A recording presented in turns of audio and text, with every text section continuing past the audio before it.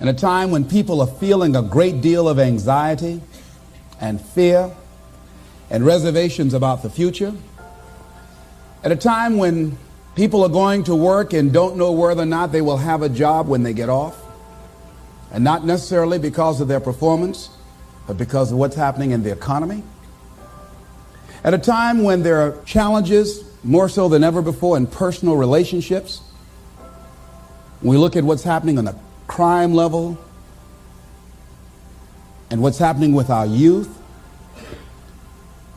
that many times I'm sure that we've all taken time just to stop and reflect. Many times when we hear what's happening in the news or read the newspapers, where's all of this leading to? What's going on here? And so I think that now more than ever, we must begin to look at what are the things that we can do that would put us on some firm footing in life, that will enable us to do some things and use some powers that we have, that many of us go through life never ever discovering that we have those things going for us. And part of that, I believe, is knowing what it is your life worth. What is it that gives your life a sense of meaning and purpose? Because once you find that, it puts you in your power place. See, if you know what your life work is, I encourage you to start working on it. If you can't do it all at one time, do just a little bit of it. And if you don't know what it is that you showed up to do, if you don't know why you're here, I encourage you to find out what your purpose is here. What is the meaning of your life? What will be different? Have you ever asked yourself that question? I've done that. I remember coming from a friend of mine's funeral, and I was reflecting on how much time I had left. And I went for a walk in a park thinking about this guy whose life was so promising. And I mean, he wasn't an old guy. He was quite young, in fact. And I thought about all of the things that he said he was going to do, and he never got a chance to do those things. And I started thinking about my own life and how much time I had left to do the things that I would like to do. And at that time, I wasn't sure what my life purpose was, what my life's work was. I wasn't sure about it at that time. And I thought about it quite a lot. I had some idea, but I wasn't convinced, and I don't think I felt worthy. I didn't believe that it could be me to do this kind of work that I'm doing right now. And I say to you that if you begin to take a conscious effort to find out what it is that you're supposed to do, I say that it can literally save your life. I said that it can literally save your life. I was telling a group of people of a study that was conducted. Dr. Larry Darcy, who wrote a book called Recovering the Soul, he said, human beings are the only living species that has achieved the dubious distinction of dying or having a stroke or a heart attack on a certain day. If you ask most people, what would you say the primary cause of why people will have a heart attack or stroke? Many people will say, well, because they smoke cigarettes, or because of high cholesterol, or because of stress, or because of obesity. And all of those things are contributing factors. But ladies and gentlemen, more heart attacks take place in this country on Monday morning between 8 and 9 a.m. That's when the majority of people who have their first heart attacks have them. 85% of the American public, according to recent studies, are going to jobs that they hate, working on jobs that do not challenge them. They get sick thinking about going. Migraine headaches after the Sunday afternoon football game or 60 minutes, the anxiety began to build. And come Monday morning, they drop dead of a broken heart. Some of you ought to think about not going to work on Monday.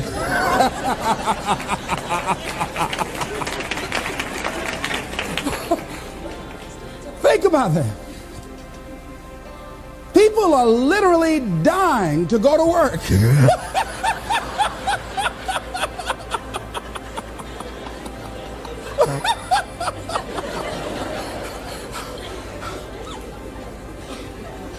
Because, see, when you go to a job and you already know how far you can go, you can already see that proverbial glass ceiling. It's like going to a movie when you've gone in the middle of the movie and you've seen the end and you sit there to start all over again, but something is missing. You know what the outcome is going to be. You can't get excited about going through that movie all over again. Am I correct? See, when you're going someplace and you already know how much you're going to make, you already know how far you can go, you're in a dead-end position. It erodes your self-esteem. It lowers your sense of yourself. It creates an inner turmoil. It creates an emptiness in you. So I say that your life is worth finding what it is that you're supposed to do. And I'm not saying quit your job. I'm saying find it and do just a little bit of it. When I wanted to become involved in speaking, I started just learning quotes, listening to other people's tapes, going to seminars, going to workshops, asking other people to help me. Just start working at it just a little bit, but do find out what your work is and hold on to it and don't let your dream go. Don't let it go. See, and here's something else I want you to begin to look at. Why is it that most people don't pursue their dreams or don't do better than what they're doing if they're capable of doing it? I think that many of us don't go the next step because we don't know what to do yet. And I say that the reason that we don't even explore the possibility of what to do is because subconsciously we don't believe that it can happen for us and we don't believe that we deserve it. So here's what I'm suggesting. How much time do you spend working on you? How much time do you spend every day working on your dream? In the last 90 days, how many books have you read? In the last year, what new skill or knowledge have you acquired? What kind of investment have you made in you? So I'm saying that as you begin to look at where you want to go, if you want to make it today, and things are changing so fast you have to literally run to stand still, I'm saying that you've got to make some conscious effort to begin to work to develop you. Here's something else. Most people are not living their dreams because of fear, ladies and gentlemen. I was in Columbus, Ohio yesterday speaking for a particular Ohio department. A young lady named Karen who greeted me, who organized the event. Very talented, very skillful. And she was talking about she wanted to become involved in the consulting business. I said, why aren't you doing it? I said, you have the abilities. I said, you're not here because they like you. You're here because you're doing the job. You're making things happen. And she came up with all kinds of ideas, but finally she said, I guess I can't see myself doing it. I guess I'm afraid. Fear, limited vision, and lack of self-esteem is what keep most people doing things they don't want to do. I flew from Columbus, Ohio to Denver, Colorado to a major communications company. And the person that picked me up at the airport told me about the fact that the company was planning on having a major downsizing. And they offered some of the employees there an early retirement, and some of them will earn as much as $300,000. And they said, this is the last time that you can take this offer. If you don't do it, when we have the downsizing, you might be among those who will lose their jobs, and all you will get is your severance pay.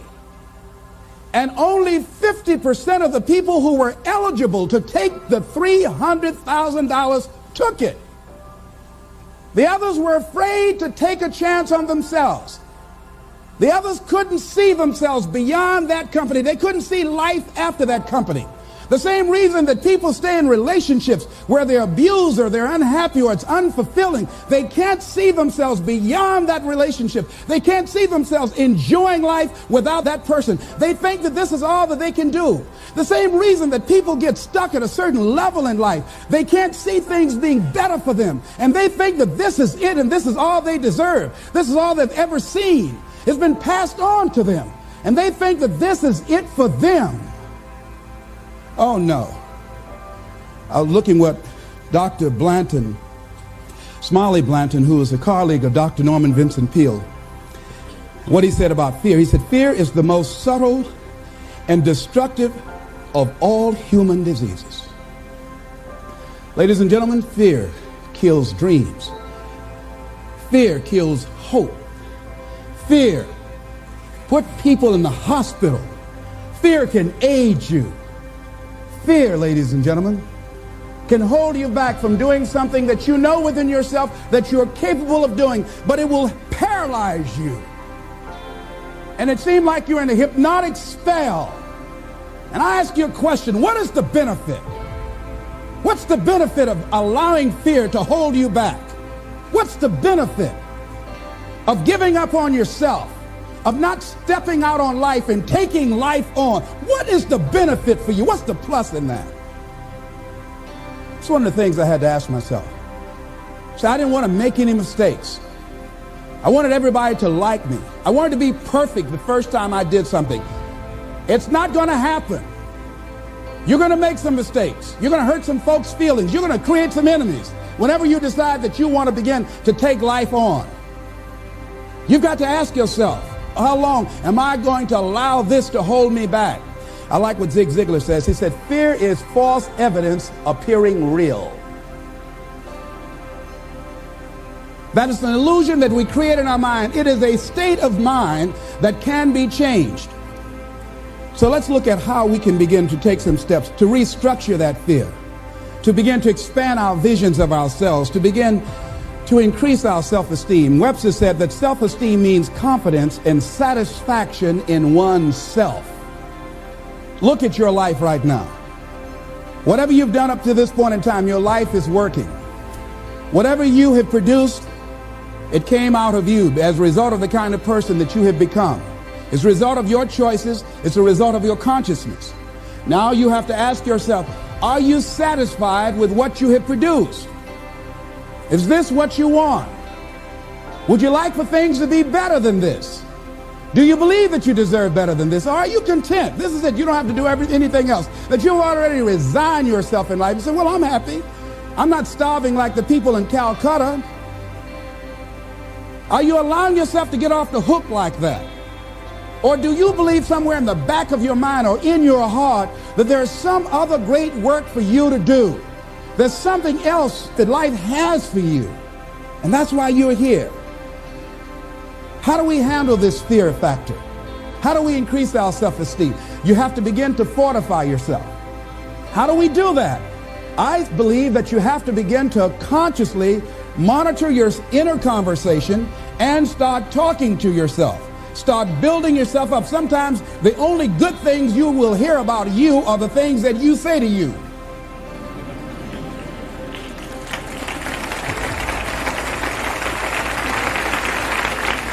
Young lady that was in the audience this afternoon said to me, I told myself yesterday for the first time, I'm proud of me. And she said, I felt good about that. So I'm saying learn to be your own booster. Start building yourself up. Start encouraging yourself. Start saying, I can do this. I can make this happen. When I started thinking about becoming a speaker, I said, yes, I can do this. I can make this happen. When I start trying to convince myself I can be a businessman after flopping and failing and losing thousands of dollars and feeling stupid and dumb and having people take advantage of me because of what I didn't know, I had to talk to myself because people were saying to me that I was dumb. And somewhere in the back of my mind, I was saying, you're right. Look at what I've done. I had to say, no, Les. Hey, come on, man. Get yourself together. You can handle this. You just haven't figured it out yet. It's all right. This is your training period. This is the tuition you have to pay for what you don't know. You can do this. Other people have done it. It doesn't take an Einstein. Get you some people that can teach you some stuff that you don't know. Get you some people that have done it successfully and learn from them. Take some seminars, workshops, read some books on how to manage a business. Change the way you see yourself and begin to tend to the personal details. Understand that nobody's going to take care of your business better than you. And when I start changing that kind of mindset of beating myself up because of my mistakes and start looking at the possibility of my doing better, of my making the adjustment that would enable me to do what I want to do successfully, things begin to change. And I'm saying, stop beating up on yourself. You do it. I know you do it. I've done it. It's a natural inclination for us to put ourselves down. See, we are born negative, I think, in a negative consciousness because we live in a negative world. See, you don't have to teach children to lie. They'll lie automatically. Did you wet in your pants? No, I did not. Well, what is that? I don't know. You don't have to encourage kids to misbehave. They will do it by themselves. You don't have to encourage them to do the wrong thing. They will do it automatically. You have to correct their behavior. So I'm saying that we have to work through the challenges of life in learning how to begin to work to fortify ourselves. Repeat after me, please. I can live my dream. I can find my purpose in life. And live my purpose. I deserve more from myself. I deserve more from life. Shake somebody's hand on your right and left and say, you deserve more from life too.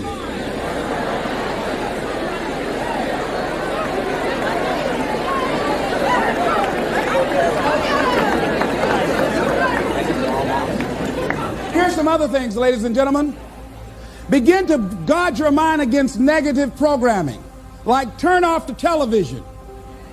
Don't watch the news. Don't watch it.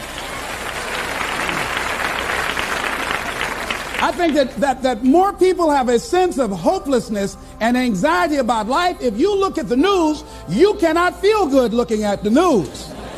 You'll be scared to death. You're scared to go to sleep. I mean, it turns your power down. You've got to be conscious of that.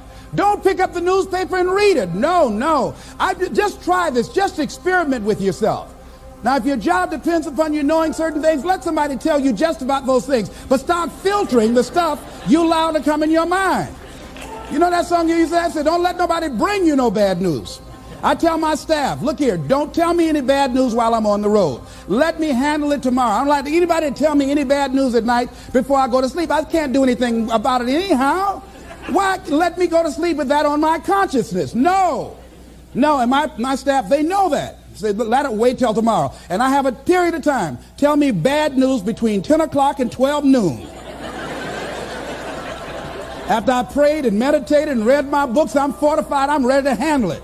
I deal with it, and then I'm out of there, and I'm going on to something else. So you've got to guard the kinds of things that you put in your mind. See, if you don't program your mind will be programmed, because human beings are goal-oriented. That's why we die of broken hearts early. That's why we're running through life to early graves. We're going through life, ladies and gentlemen, and I think that Henry David Thoreau said that most men live in quiet desperation. Most of us go through life running scared. Larry DeAndre, who I think is going to be one of the greatest motivational speakers around today, told me a story, a true story of a friend of his, that every day when he came home from school, when he would get to a certain block in his neighborhood, there was a neighborhood dog that would chase him.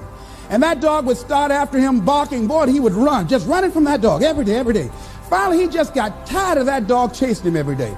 He said, this dog come around here today, I'm going to take a brick of stuff and bust him in the head.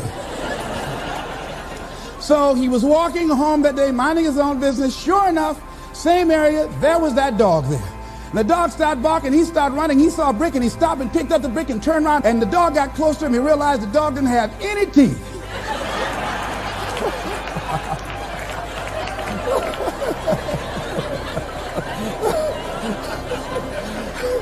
He said he put the brick down, he said, get on out my way. And ladies and gentlemen, all our lives, many of us go through life running from things that ain't got no teeth to do us any harm.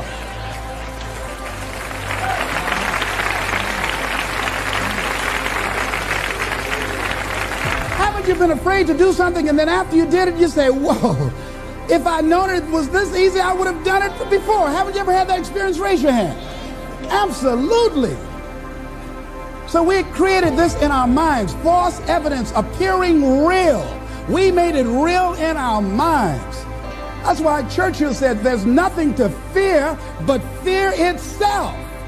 That's the destructive monster. So turn off things that can contribute to your fear. Turn a deaf ear to people that all they can do is talk about how negative things are because they have bought into the consciousness of the world. Start attending workshops, seminars, listening to tapes on a daily basis to begin to recondition your mind, to retrain your thinking. Faith comes by what? hearing and hearing and hearing. Listen to things that can empower you, that can enable you to create a new reality for yourself and a new life for yourself. You might appear to be strange around most people. You know, most people think you're strange if you're happy today. People say, how you doing? I said, better than good. Whoa, what's wrong with him? Just go around smiling and watch people. Look at this. Is this a weird guy over here? Because most people don't smile. Watch them. Look at their faces in the morning. Here we go, another Monday morning. How you doing? Haven't had my coffee yet. Don't ask me. See, these people have not found their purpose in life. That's why they're grumpy. That's why they're miserable. That's why they're so negative. They're hurting and they want to hurt other people. So start practicing using programs for your mind. Seminars, books, workshops. Keep a journal. Record your thoughts, what's happening with you. Every day when you get up, have a journal near you. I use a Jack Boland journal so that I can write down my ideas. I keep it by my bed so I can write down my thoughts. See, ladies and gentlemen, we get 3 to 4 thoughts a year that if we would act on those thoughts, they could change our life. Don't say, well, I'll remember that. No, write that thought down. I got a thought today I wrote down.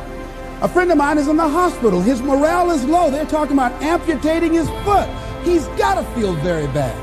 So I said, you know, not only am I going to see him, but I can't be there with him all the time. I said, I'm going to create a tape for him that he can listen to that will heighten his level of morale.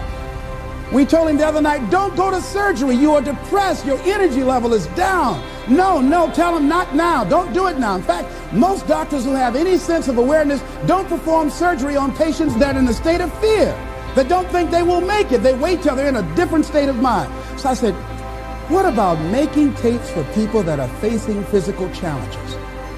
I said, that's a good idea. All right?